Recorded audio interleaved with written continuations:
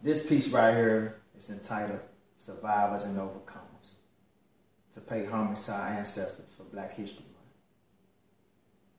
We've come a long way from the wilderness, across the sea, and into the promised land.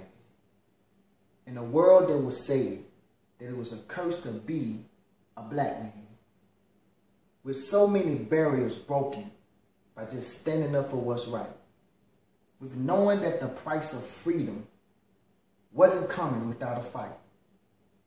If it wasn't for Frederick Douglass, Harriet Tubman, Martin Luther King, or our local activists in our communities that didn't have much of anything, we wouldn't be here today if it wasn't for our ancestors whom prayed, protested, and paved the way.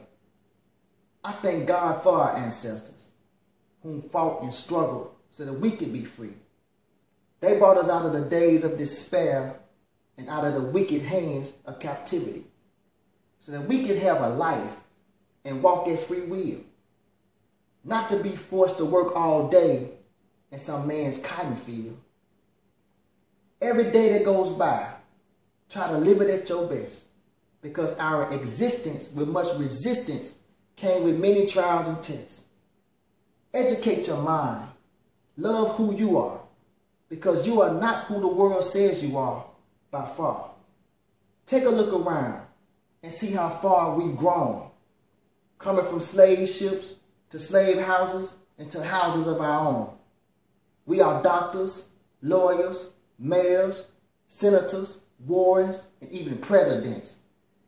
And we deserve the best of both worlds because we walked the path and dug the trenches.